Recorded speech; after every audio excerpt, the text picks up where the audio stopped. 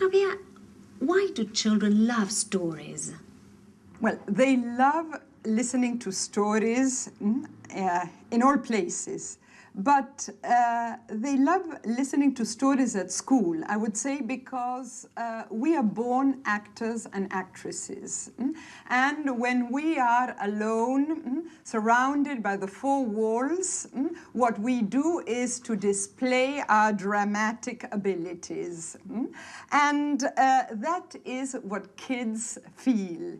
But I would suggest that prior to the telling of a story, a teacher should listen to the recording. The recordings of these little dialogues are wonderful because they are full of sound effects. Yes, and full of the different voices of the little animals, so it's extremely attractive.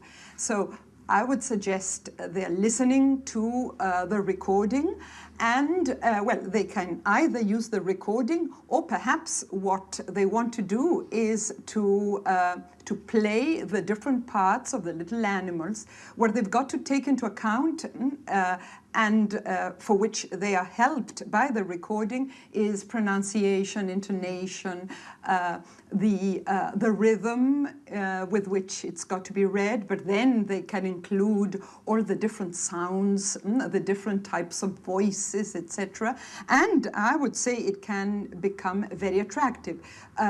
They should also remember to use facial expressions, yes, and gestures as much as they want to, yes. And so, what about having a close look at the pictures? Oh, that that's with the definitely story? important, because in fact, telling a story in the case of children who are just starting with the language is basing yourself on the illustration. So the teacher's got to have a good look at these wonderful illustrations, and while she or he is telling the story, point to what has to do with what he or she is saying.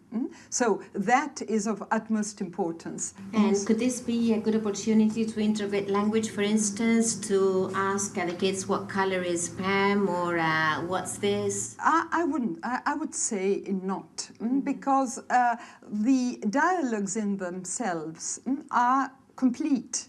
So it would deviate the kids' attention from the function that these dialogues have. I think that they are self-contained. Now, that doesn't mean that if the teacher wants to add, for example, more sound effects or some words to make the dialogue even clearer. Apart from that, as soon as we start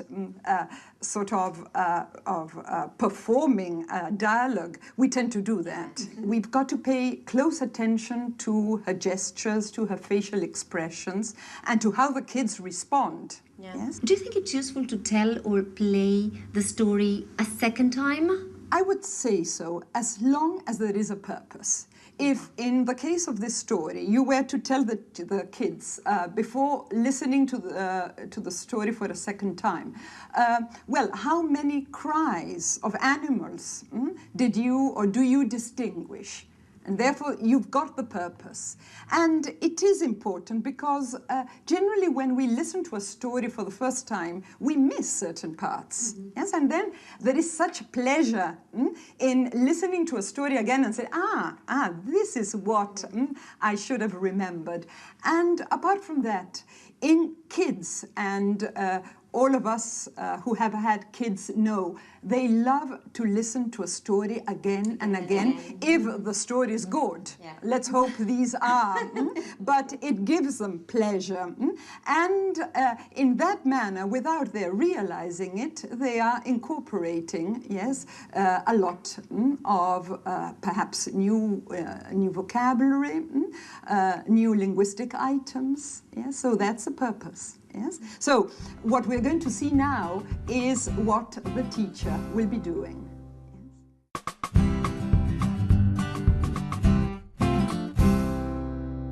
So, look. Gus, Pam and calling. We're on the beach. And they say, look, those pets. But look at the dog. He is sad. Wow. And look at the cat. It's sad too. Meow. Meow. And look at the bird. It's sad too. Parece un tigre con las manchas. Kind of. ¿Por qué están todos ahí jugando buenos ellos? Exactly, look. Exactly, so they are sad. So, Pam said, I've got an idea. Come on, friends, let's open the door and let's play together. Great idea. So, they go, open the door, crack. Hello, dog. How are you? Oh, I'm fine, thank you. They open the second door. Quack. Hello, cat. How are you? Meow, I'm fine, thanks. And they open the little one. Click. Hello, bird. How are you? Click, click. I'm fine, thanks. So they said, come on, friends, let's play and look at them. They ran, they danced, they jumped, and they had a great time together. Look, are they sad? No, they're happy, exactly. Now they are happy. So they play all day long, and then late in the evening they say, bye-bye, friends. Thank you so much. Bye-bye, Colin. Bye-bye, Pam. Bye-bye, Gus. Thank you so much. This is a case of a born actress. Absolutely. Yes, she couldn't be better. But what we see here is a lot of work behind it, because she has rehearsed it. She has also paid enormous attention to the illustrations, and she has also used a lot of facial expressions and gestures to put the dialogue across. And you may say, very probably... she's used other words. I mean, she's used other included more words, yes. That was okay, I guess. I mean, the kids got it. Okay, I would say so, yes. They got it all the same. And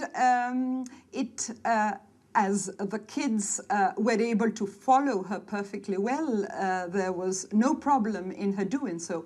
Moreover, you may have seen that she added several sound effects, which were extremely well placed. So that also helped.